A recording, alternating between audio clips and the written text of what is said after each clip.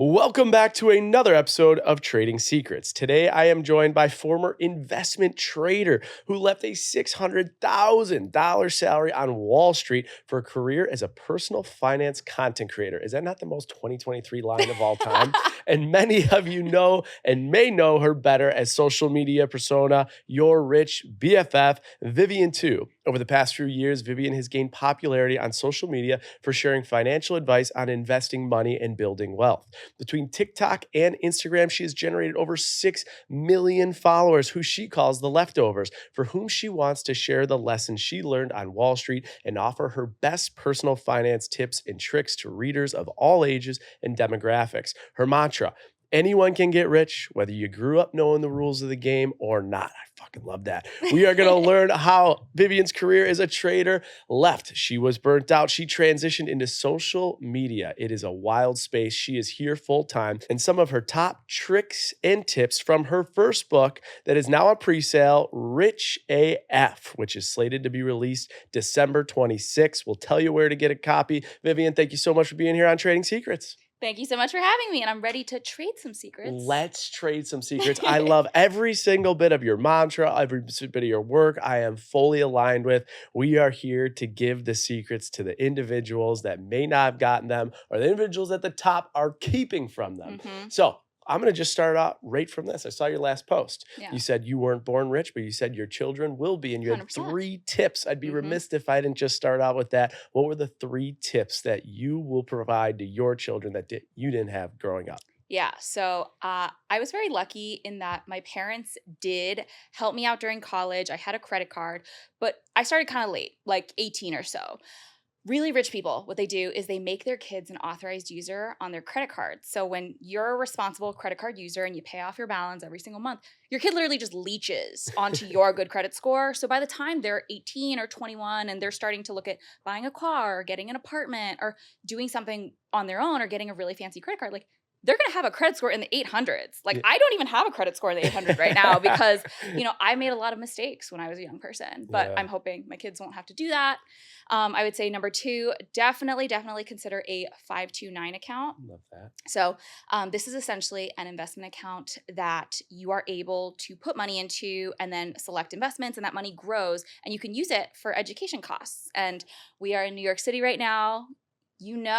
Private school, that shit's expensive. That shit is expensive. It's so expensive. Well, in Nashville too. Like, so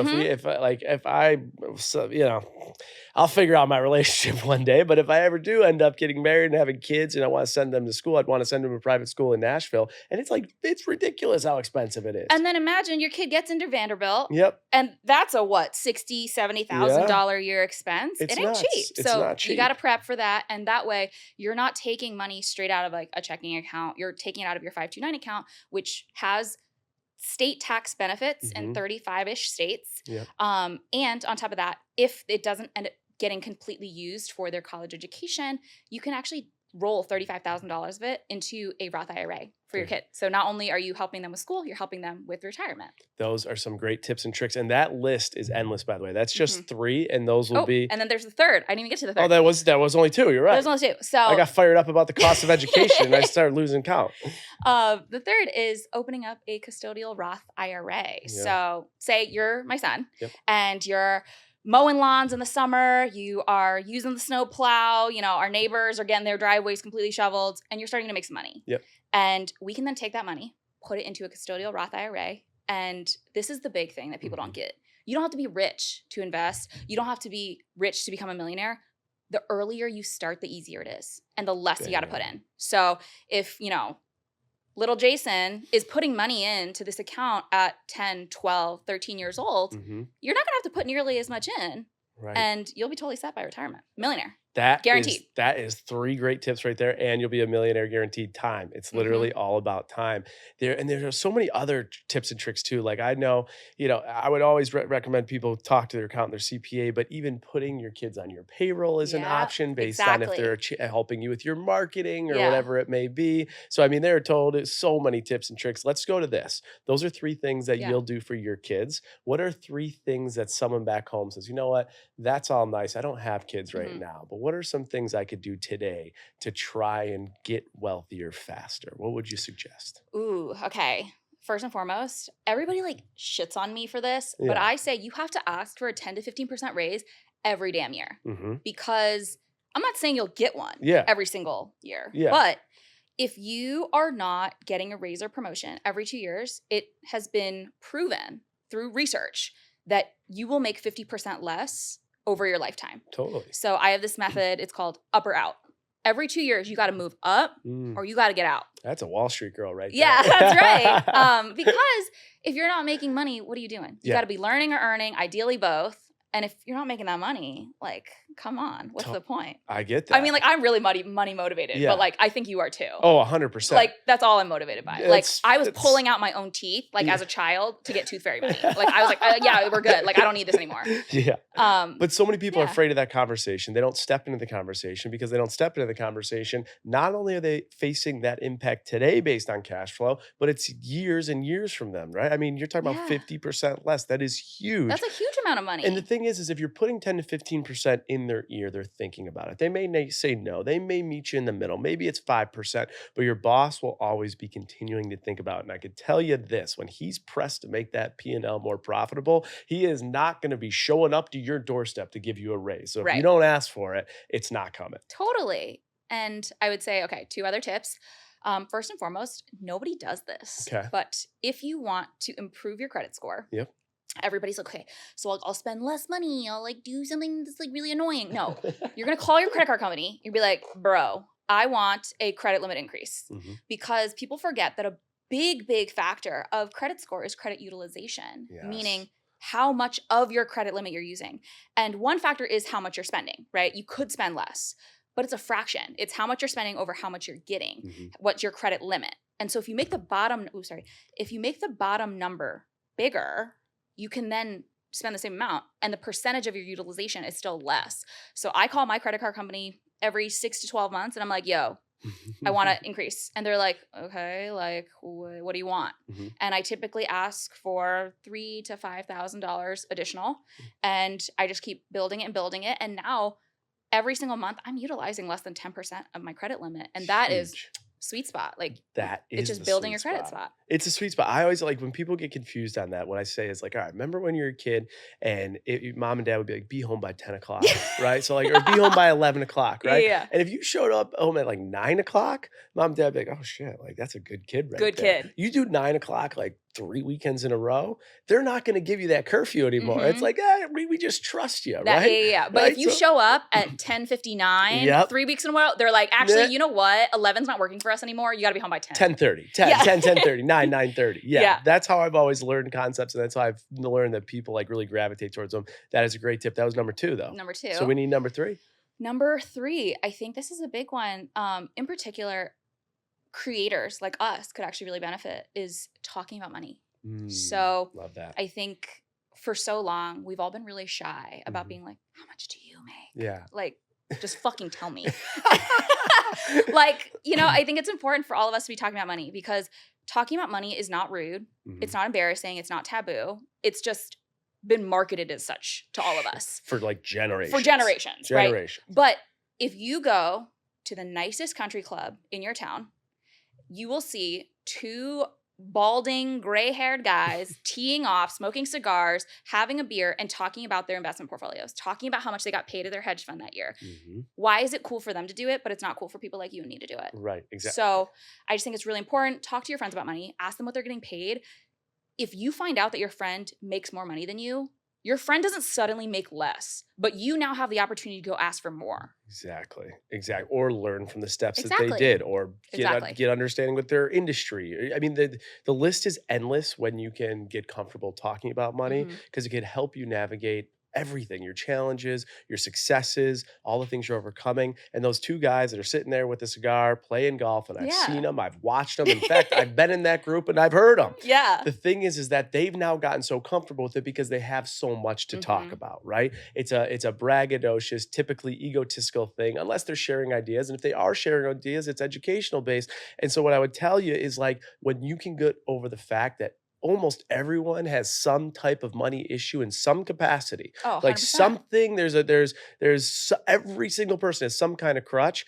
Get over it, have the conversations, and realize like everyone's got a little bit of embarrassment in them when it comes to it. So Totally. we gotta get I comfortable mean, with that. you've seen it happen, right? Like in those super fancy gated communities, Oh yeah. all of a sudden you see a moving truck outside of one of those big ass homes and they're like, "Oh, what happened?" Like, "Oh, Lacey's dad got, indicted on a white collar crime and now their whole family is completely, zero money. They've Sure. got to move out of the house. They can't afford the mortgage. They're not going on vacation. They're going to have to go somewhere like they're going to have to move back in with the grandparents." Like it happens. Yeah, totally. No matter what level of finance you're at, people are insecure, people make mistakes, Yep. and people have something to learn. Yep. There are setbacks, there are wins. You got to talk through them. I want to talk about one of your wins. Forbes 30 under Mhm. 30. Extremely impressive. Social media in 2023. When I say Forbes 30 under 30, and we go back to Vivian when you were 20 years old, did you ever think it was going to be in the social media space? No, never. Did Oh you my think it could have been in the it, trading investment banking space? I did. At 20, I want to be honest, I was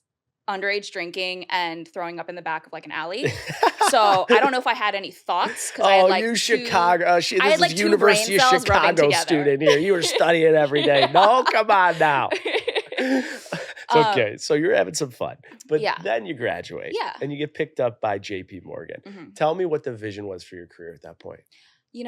When you go to a school like U Chicago and there is just like wealth that you would never ever seen before in your entire life. Like there were people who were coming in to the first day of classes and it'd be like, "Oh, like where are you from? Like what are you doing?" It's like, "Oh yeah, like my family owns this island." I'd be like, "Oh, okay, sick. Like my family doesn't own an island, but that's cool." Yeah. And I think there's kind of like three main paths that people go down. You Okay. either go into medicine, you go into law, or you go into finance. Um, I didn't know what I wanted to do with my life, but I was very fortunate in that I got a lot of scholarships for school. My parents helped me out with, paying off a lot of the student costs that I would have had otherwise. I didn't Yeah. have to take on any debt. But I knew for a fact that I did not have a trust fund waiting for me after I graduated. I Mhm. was not going to be able to, be idle rich, Yeah. like stay at home girlfriend, stay at home daughter. That wasn't going to happen for me. Like I Yeah. had to make a lot of money if I wanted to live the lifestyle that I wanted to live. Mhm. So, when all of my peers started interviewing for Wall Street jobs, I was like, seems like a good enough excuse to do it as any.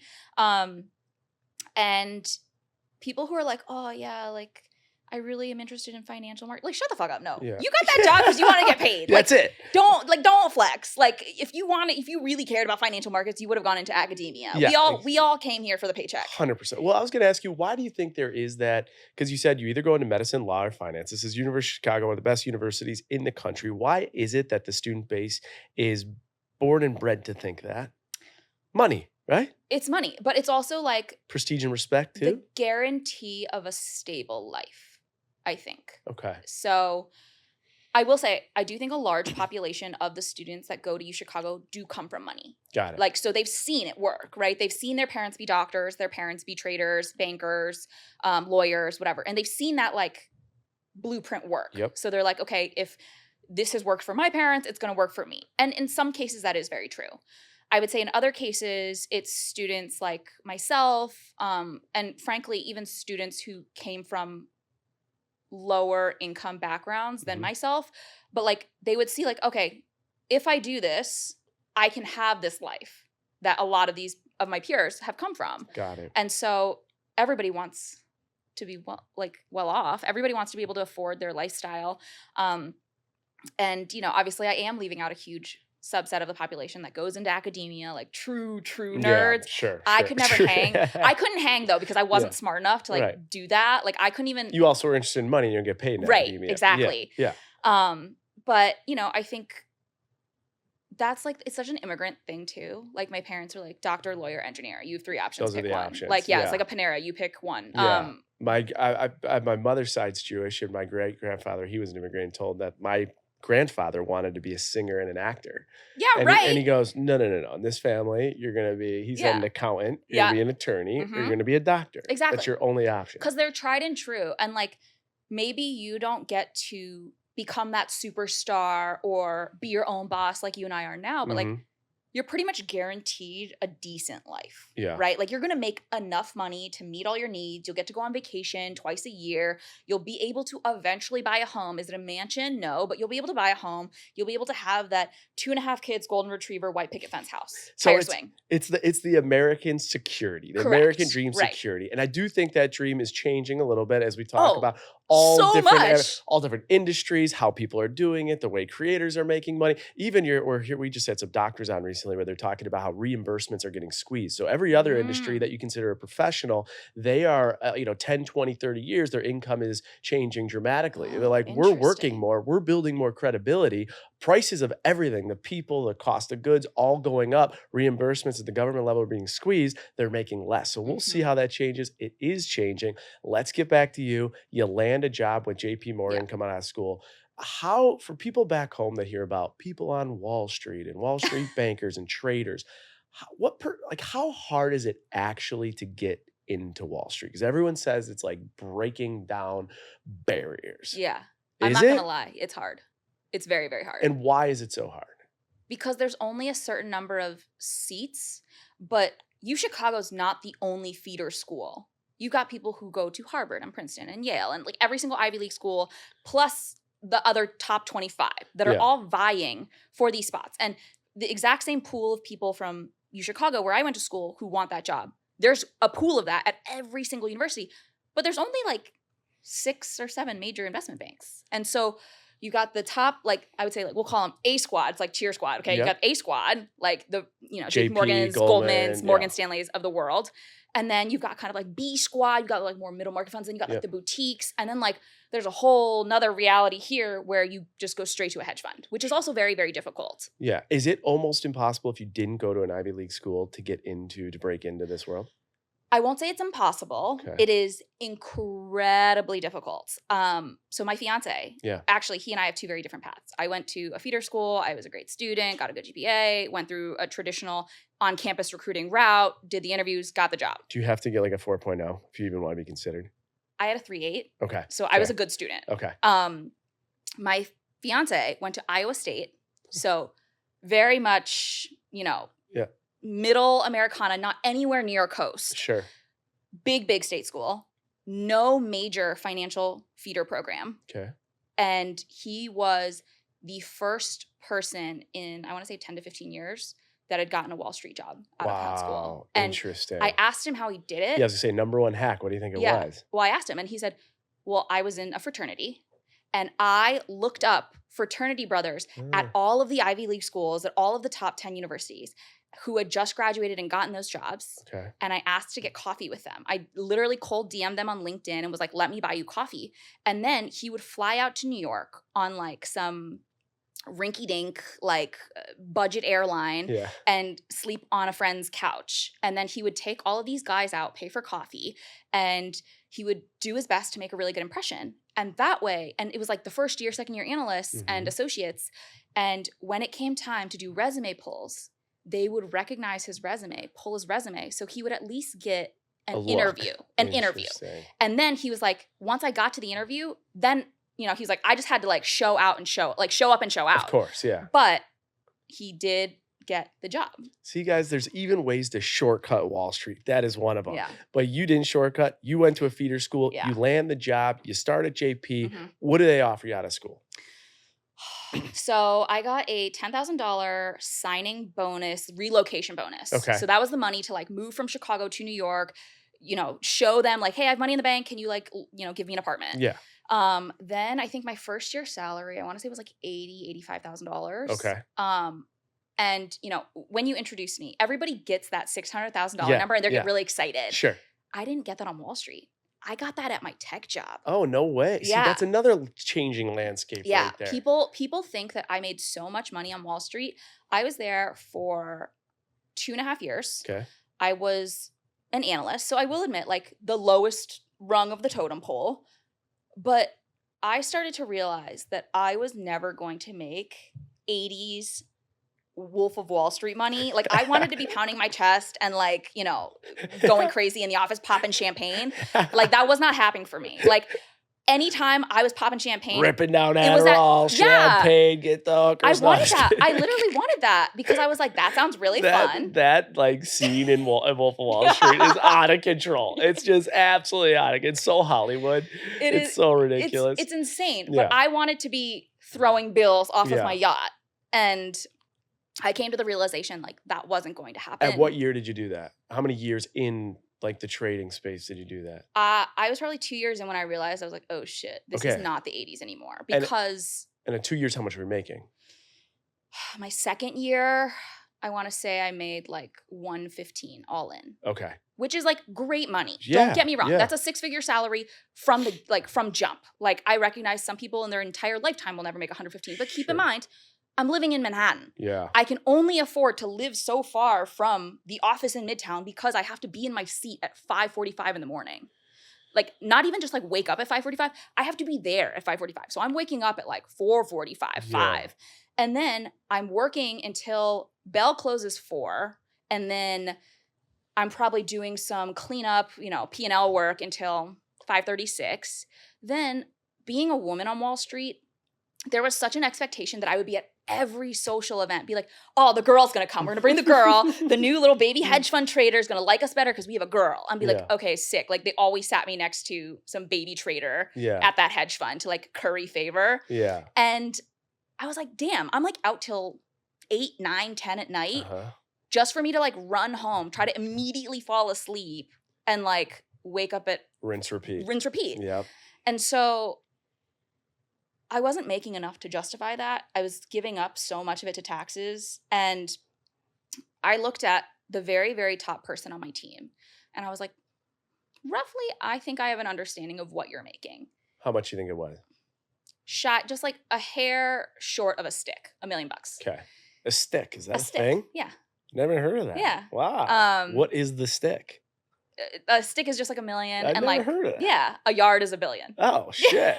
All right. There you go. But So like 10 sticks? 10 million? Is that the deal? I don't know if I've heard people say 10 sticks. I'm making shit up now. Yeah, All right. A stick. but Okay. Keep I going. was like, okay. So I was like, a good trader not the head of the desk, but like somebody who's good at their job Yeah. is roughly making about $1 million a year. Okay. And that's great. But in New York City, you're giving up Half's gone. immediately. Yeah. And on top of that, you're still probably living in an apartment. You don't have a backyard, Yeah. no place for your dog to run around. Your kid has to go to a private school. And I started to like spiral in And my you're still thinking. working. How many hours a week you think that guy's working? The oldest guy on the desk wasn't working that much less than me. Yes. like, Which is they were around still- 80 hours? I was probably pulling closer to 80. They were probably pulling closer to like 60, Still. 65. I'm like, that's a lot of consistently? work. Yeah. And for me to sit there for 14 hours next to somebody and being like, every hour that I'm here, I have no one at home waiting for me. But like, you have like a family and children that don't see you during that time. Right. You're spending more time with me than you are with your family. Yeah. And I was like, I don't know if this is like the vibe. Yeah. And I was like, I felt like I should have gotten paid more than this. So I was like, okay, this is like mid at best. Yeah. But then I will say I had the most amazing mentor when I first got to Wall Street. She was fucking just bad bitch. Like would carry a new Chanel bag into work every day Gucci stilettos, just like cool. Like Yeah, I wanted to be yeah, her so yeah. bad. Yeah. And the head of my desk got let go Okay. and got a new big manager come in. He pulled me away from her to go work for his new guy who would come in. And this new guy just sucked. Yeah. He was so mean to me. Yeah. He would say stuff that like, frankly, I couldn't control. Like, oh, you're so girly. You're like too girly to be in this seat. Really? You're like, all right, cool. Like that's not anything I can change about myself. Like sure. I can't change how my voice sounds. Or I guess I could like Elizabeth Theranos it, but like, like I'm not going to do that. Like, Elizabeth. like you know what I mean? Like Yeah. I just couldn't change the things about myself that bothered him and that made him feel like I was less qualified to do the job. Yeah. And so I was like, this guy's never going to be in the back room pounding the table. He's never going to want to get me paid. He's always going to be like, yeah, whatever. Like she's like, okay. Yeah. And one day I came to work with like a long cardigan on and he looked at me and he put his hands together and he bowed and he goes, ooh, is that a kimono? And I was like, that feels like an HR violation. Yeah. But also like, I'm out. Like this guy's just not going to take care of me. He's not going to make sure I get paid. And as we've discussed, I'm very money motivated. You are. And so I told my mentor, I was like, girly pop, like, I'm out of here. I'm quitting tomorrow. And she's like, don't do that. So she helped me like basically devise a plan of like, you should be interviewing here. You should be doing that. And she's like, oh, by the way, I have a girlfriend. She started her career at Goldman. Now she's in the media tech space. Do you have any interest? I was like, I will go do anything. Like, Yeah. I will literally go mop floors instead of this job. Like, I hate this man. Like, Yeah. I can't sit next to him anymore. And so had a meeting with her, and the rest is history. I ended up getting a job offer to work at BuzzFeed. I know. That's a wild transition. I know. I didn't know anything when I showed up day one. I was like, oh, fuck. What have I got myself into? But it ended up being the best decision I could have possibly What were you made. doing at BuzzFeed? So I worked on the brand strategy sales team. So You go from trading on Wall Street to brand strategy sales? honestly, it's the same shit, because on Wall Street, I was picking up the phone, calling asset managers and hedge funds and being Yeah. like, oh yeah, you should definitely be looking at this name today. We're seeing some good results like from earnings, like the analysts feel like it's likely going to trade up today, Sure. likely going to tick higher, or don't think this is necessarily a buy at the moment, blah, blah, blah, blah, blah. Like just like, peddling research, Yeah. peddling ideas, Of course. talking shop.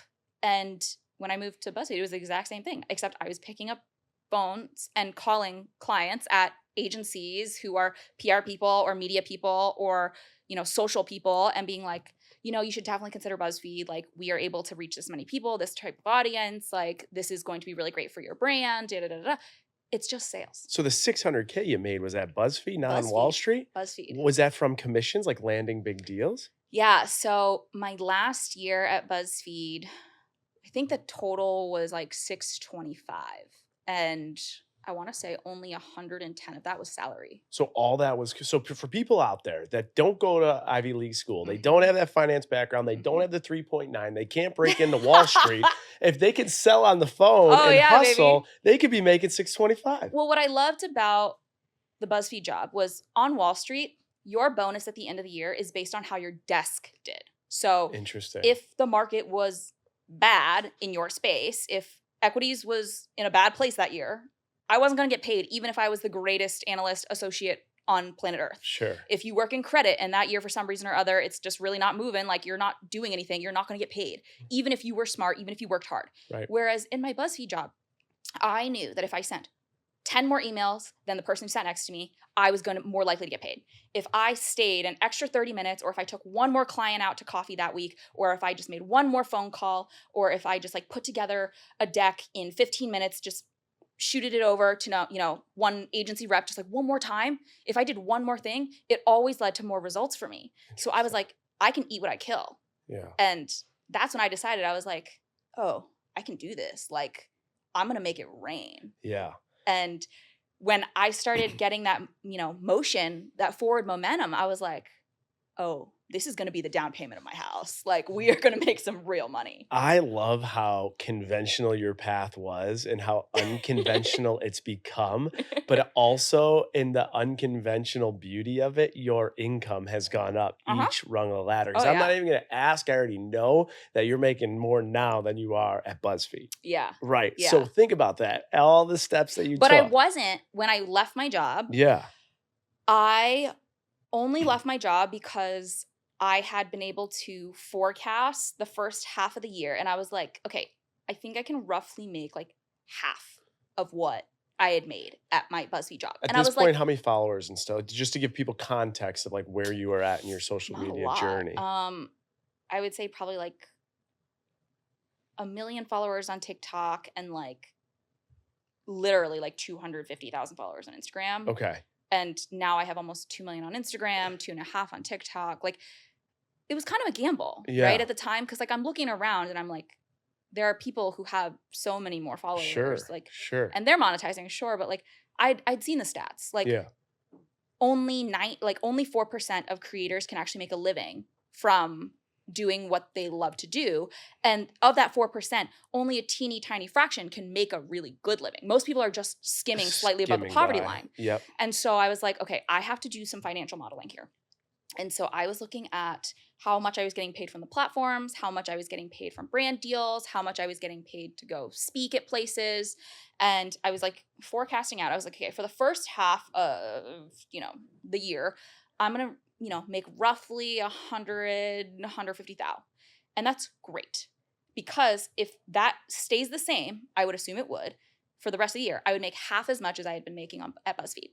Got it. And that was really reassuring to me because I was like, nobody starves on $300,000 a year. Yeah, sure. At that level of income, I'm still going to be able to pay my rent. I'm still going to be able to buy food. I'm still going to be able to go on vacation, still going to be able to do all the things that I want to do. And it's not going to change my lifestyle. I have it. I'm good. I can do it. Little did I know, I feel like as soon as I was able to leave my full-time job, I had 24/7 to actually focus on my business. Right. And that really, really helped supercharge. And it felt like rocket fuel that I just had all this time during the week to work on your Rich BFF stuff, because it used to be I would work Monday through Friday at my day job, and then I would ideate all of my concepts, like 6 or 7 concepts on Saturday. I would like write them out, like type out a little scripts.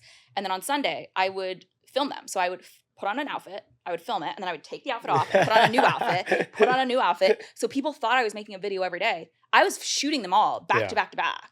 And it was just miserable because I was working 7 days a week. Right. I mean, the story is incredible. I got a million questions.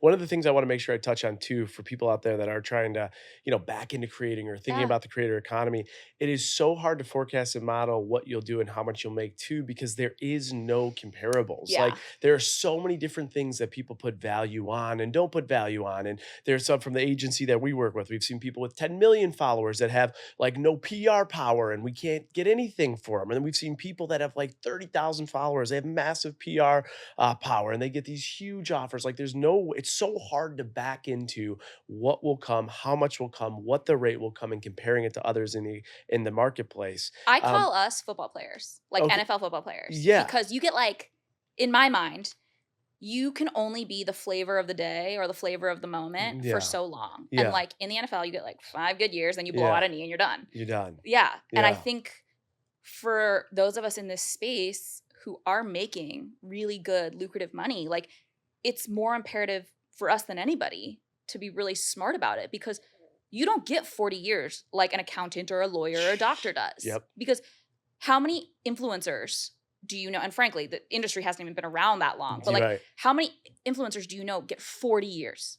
Oh, none. Yeah. I can't even name one. None. Yeah. None. It's unless so you're hard. able to make yourself irreplaceable, become either a real celebrity or on-screen talent, or become a writer who writes book after book after book, or become a podcast star who has podcast series like season after season after season. Like, you don't have staying power. So you got to be really smart about where you're putting your time and effort, because otherwise, like, you're only hot for a second. So the natural question there, and it goes to your forecasting model when you were looking at your different revenue streams, are based on your revenue streams, where are you putting your energy for creative output so that you can keep those streams consistent, or you can get into a stream that can still be there if your engagement goes down for a month or two. What does it look like for you? Yeah. So for me, digital social media is my bread and butter. I make the vast majority of my revenue through brand partnerships, which I love, because then I don't have to charge my audience for anything. Yeah.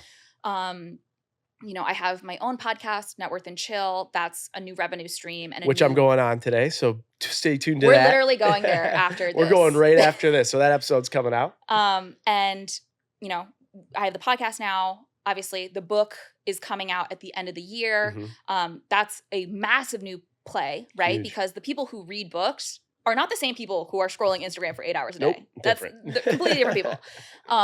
And then, I'm working on pitching out television. I'm working on how I can get in front of the big screen, because I recognize that I'm not going to be hot, like the Instagram hottie, like the TikTok, like favorite forever. Yeah.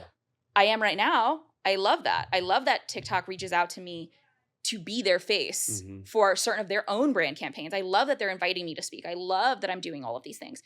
But I have to recognize that, like, it's just not forever. Yeah. And if you don't plan for the future, like, you could end up kind of just like up a creek without a paddle. Yeah, with all the businesses that you have, like let's say equity, and so brand partnerships, we Mhm. talk about this often on the podcast. You're paid the fee. You oftentimes aren't given any type of equity, but things that you own your IP, your podcast. Mhm. You obviously have your newsletter. You have a lot of Yeah. things Oh that my you god, do, you said the right? newsletter. I totally Yeah, forgot about the yeah, you got newsletter. the newsletter, right? You have different ways of capturing information and having ownership in something. What are you most bullish on when it comes to like what you own that's greater than a brand coming to you with a big payday? I think something that I really value is the trust that I've built with my audience because I'm not ready to push product on them yet. But when I finally create something that I'm actually really, really passionate about, Hmm. something that I've built that I'm like, I can put my name behind it. Like, I don't want to create a course like everybody else has Yeah, yeah, made. Like, yeah, I'm just not yeah, doing that. yeah. But when I build something that I believe in, that I know is going to help people, that is accessible and affordable, and something that is actually going to better people's financial situations, I know my audience is going to trust me on it. They're going to pay for it. They're Yep. going because I've spent all of this time giving them free shit. Like, are you joking? Like, hello, we're besties. We're Like, do here. you remember the years of free content I put out for you that I went and, Yeah, filmed and changed yeah. my shirt 7 times? Like, they're going to trust me because Yep. because I'm not calling them every Friday being like, buy this, buy that. Yeah, Like, yeah. I think some people make the huge mistake of trying to monetize their audience too early Too early or or too too often. aggressively. Too Yes. often or too early. I Yeah. agree with that. And I could tell you, trading secret, the whole shirt change thing, it's a real thing. I'll film, like I just did a Capital One ad. I filmed it in a certain shirt, right? Yeah. I won't post that ad. It's probably going to be like a month from now. So when I post it, I'll get that ad from my team a day or two before. I'll have the same outfit I'm wearing that day. So my stories are aligned. Yeah. So guys, come on, give us a little credit Yeah. here. We have to plan We that got to out. plan ahead there. I want to talk a little bit about, you talked about TV, getting on the big screen. It's tough to do in the personal finance space. We Mhm. have seen Ramit Sethi do it. Mhm. He came on the show. His Netflix show blew up. What type of strategies do you have when it comes to taking something like boring finance and bringing it to Hollywood? Yeah. So, I love Ramit. He's so nice. He's So great. amazing, wonderful guy. I think for me, talking about finance is still really, really dry. Mm, And, I can't disclose too much, okay. but all of the stuff we're working on, all of the stuff that we're pitching talks about finance through a lens that isn't finance. Yeah. Because I want to talk about shit that people want to talk about. People Mhm. that are already in the pop culture space are excited about because then people will pay attention. In Yeah. the same way that, like, there's a reason why you've noticed recently personal finance content has gotten so much more fun. Yes. You've got people putting on wigs and Yeah. I'm like drawing a mustache on my face and like people are like, "Ha, your mustache is funny." It's like if I can get somebody's attention because I like took, an eyebrow pen and drew a mustache on my face, like I look like a fool for 15 seconds, but it means that they watched the full video Yeah. and they actually took away a concept that they otherwise wouldn't have listened to. They wouldn't have Totally. cared about. Yep. And it's also why I'm like, oh, okay, like I'll put on makeup while I'm talking. And I'm Yeah. like, I hate doing this because I am someone who can't even single task, much less multitask. Yeah. But if it means I can get somebody's attention, then once they're in, then I can talk to them about money, talk to them about finance when they're disarmed, when they are actually paying attention, when they're focused. That I think is really, really powerful. It is powerful. And what's so cool is social media then gives you the analytics. So then you can adjust your Mhm. content to then tailor Yep. it so that you can make sure people are engaged. And if they're not That's engaged, right. they'll get engaged. And I think the coolest thing is you're using that strategy to actually do good by people, Yeah. to change their lives for the better, because these are the things that we weren't taught in school. And it's the shit that we need to know, and we need to know yesterday. What I want to do though is ask you, the big trader, a stick. We learned what a stick is. What year and have you been able to hit the stick mark based on social media as a career? In total of net worth or annual income? Annual income. Oh yeah, baby. Let's go. There's a stick, one stick down on our way to, what'd you call it, a yard? Oh my God, no. A yard is a billion. I know, but you're on your way. Come on, girl. I have big thoughts about billionaires though. What's your thoughts? I just don't think they should exist. Why is that? Because I think if you can get to $1 billion some way or another, unless it's like truly like just like $1 billion on paper, you like Yeah. sold your company or something, like Yeah.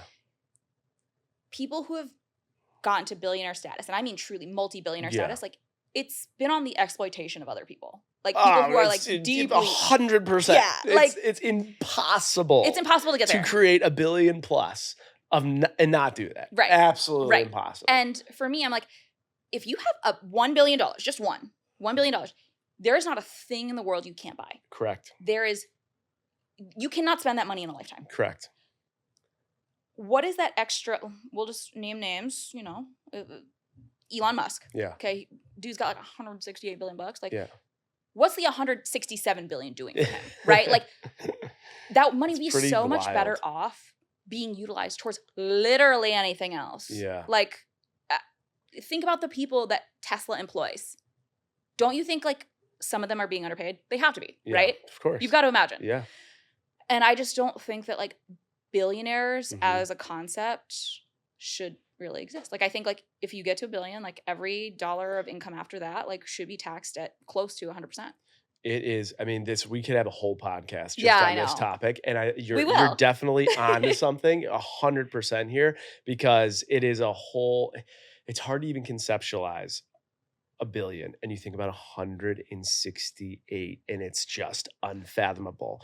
Like I think billionaires also give other people, and I always say this because like people get so mad when I'm like, we should all want to be rich. They're like, rich people suck, eat the rich, blah, blah, blah. Yeah. But like the difference between a millionaire and a billion, like you can't compare the two. A millionaire is closer to being homeless than they are to being a billionaire. 100%. They're closer to being bankrupt and homeless than being a billionaire. 100%. We could go down a rabbit hole with this. Yeah. I'm gonna end with this though, because I just heard this from Andrew East recently. Andrew East is married to Sean Johnson, an awesome guy. We're sitting in a sauna. He's talking about a book he recently read, and he said taking the positive from a billionaire. So we just talked a lot about the negatives, and that list goes deep. But the positives is, if you think about if you were a billionaire, the creative ingenuity, like what would you do? So like what's the perfect party you would throw? And you think about all the imagination, the people you would have there, the colors, how you'd fly them in, all these things. I mean, I would just copycat Michael Rubin's all white party. I mean, everything over and over and over. Now he's gonna be a shark on Shark Tank. That guy's a branding genius. All right. So, but you think about that, and he's like, all right, 100 million. What would you do? 10 million, 500,000, all the way down to if your net worth was $1,000. And what he talked about is like, how do you take that level of creativity for your $1 billion party if you're a multi-billionaire and bring it to like your everyday life? Like we are so taught every day to just think with so many ceilings. Not that we have to live with all these ceilings out, but how do we get more creative and think bigger and think larger? And I think there's something to that. Wait, I want to know, what would be your party that you would throw? What would be, all right. Well, for right now, it would be when the Bills make the Super Bowl. Okay. So the Bills are going to make the Super Bowl. But here's the thing. Okay. That's just the event. Then the party is going to be all around that. Every single friend and every person that I consider my inner circle is going to have their own private jet that they can book at any time and invite a crew of 20 people that they want. Okay. So they're going to come at this. I'm going to have wait, so you're buying out the Super Bowl? Oh, buying it out. Like nobody can come to the Super Bowl. No one's if they don't coming know you. except my friends and family. Buying Super Bowl, private planes. I mean, like the craziest artists are going to play. It's going to be like the best night that we ever lived. So when every single person is on their deathbed, they're like, that was the night I'll never forget. Wow. What would yours be? It's kind of tough, isn't it? It is tough. Okay, I have mine. And I'm doing this, but on a not bajillionaire scale. Okay. One of my favorite places in the world is Lake Como. Okay. So I'm getting married in Lake Como. Congratulations. Thank you. And I would just throw my existing wedding, except it would be over the top. I mean, to your point, every single guest, every twofer would get their own little boat charter. They would charter them around the lake, and then they would show up by boat to my wedding. Everybody's goodie bags would be like those Golden Globes bags that are like $10,000 worth of swag in them. And then, I would have like Drake be our officiant, and he would like have to rap the lyrics to a song like to officiate the wedding. I mean, Andrea Bocelli, like I would just copy Kim Kardashian. Like I'd be stealing her wedding ideas.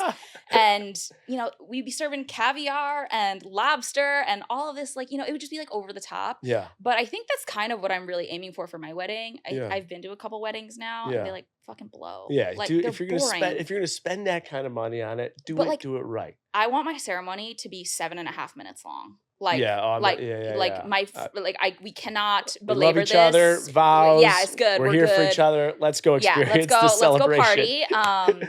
Yeah, and then like, like I would have like Tiesto be the DJ. Yeah. Like, Well, okay. So yeah. you guys are back home. I want you to think about this. What would your party be? Because I think there's something to this. And I think I've been on one time, I don't want to get into specifics. I got to go on a multi-billionaire's yacht, but just the detail, like the way, like when you picked your cigar, what country do you want it Cohiba. from, right? And the thought process is, yes, that's extra. It's ridiculous. We already talked about our thoughts on it. But if you could start to like create this type of imagination for other things in your life, you'll be surprised what else creativity you could use towards your work and how that could actually get you to where you want. I only have you for so much longer, so I got to ask you a few questions. Yeah. Do a little rapid fire on Okay, let's do investing it. stuff, okay?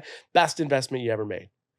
Picking the right partner. Oh, wow. Because Non-finance related. Good no, one. you know what it is? I dated so many fucking losers and I thought they were winners because they worked in finance. Okay. And I was like, oh, like we're gonna have the same viewpoint on money and like all that stuff. No. I dated so many people who were making 3 times as much as I was, who were clearing, just shy of $1 million, Yep. and they had credit card debt. Yeah. And I was like, bro, like how the fuck do you have credit card debt? I know. Like you make that much money. I don't make anything like that and I don't have credit card debt. And I came to the realization that like my partner had to be someone who values a dollar the same way I do. Love that. I was going to ask you, what is the number one tip that you look in a partner? And that's it. It's actually Also a partner who supports you. There you go. Because when I was quitting my job to become your Rich BFF full time, I sat down with my fiance and I was like, what if I don't make any money? What if like I can't afford my part of the rent? He was like, well, I still work my finance job. We will not starve on my income.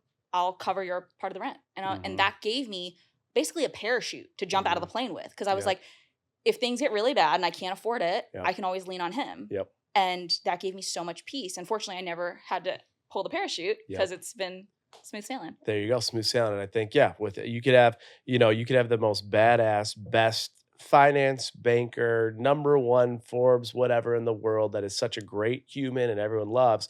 But if that person's not a good partner, if that person won't support you, then there is no validity, no value to it. And you're quite frankly fucked. Like you like without a supportive partner, you are fucked. There is no partnership. All right. I give $10,000 right now. I'm sitting with a bank account. I'm back home. I got $10,000. Inflation's out of control. I don't know what to do with my money. It's earning 0.01% in a savings account. What are some ideas that you would give me?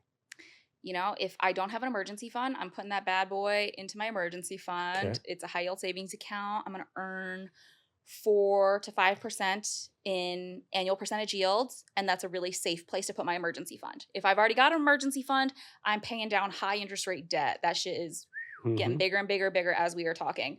And most of that is credit card debt. I don't have it, so don't worry about it. Last thing I would do is just stay the course. Put that money into a diversified portfolio of index funds that track the market. Maybe, pick and choose a couple sectors that I'm extra passionate about, but that's it. I like it. I have $10,000 in credit card debt and I don't know where to start. One tip. How do I get out of it? Okay, so you have different credit cards. You have all of this $10,000 debt that you piled up. Rank them highest to lowest interest rate and pay it down in that order. You'll save on interest. Yes, I like that. The avalanche model. I'm all about that. Okay, what is the worst investment you ever made? Worst investment?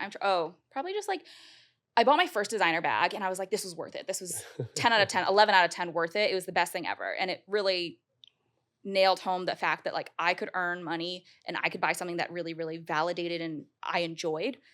I would say worst decision was bag number 2. Okay. Which type of bag was it? So it was a YSL these bag. questions are coming. I know. YSL, how much was it? It's like $2,500. Okay. It wasn't crazy. But the reason why it was the worst bag is because I thought that I was going to feel as good about that bag as I did my first bag. And I didn't. For that first bag, it was a black leather Prada bag. I had researched that bag for like 6 months. I had found the exact like make model that I wanted. And I was like, this is the perfect bag. I'm going to have it. That YSL bag was when I had started making a little bit more money. And it was literally just a Saturday, a weekend. I was walking through Soho. I saw it in the window of the YSL. I walked in and I bought it. And then when I got home, I was like, fuck.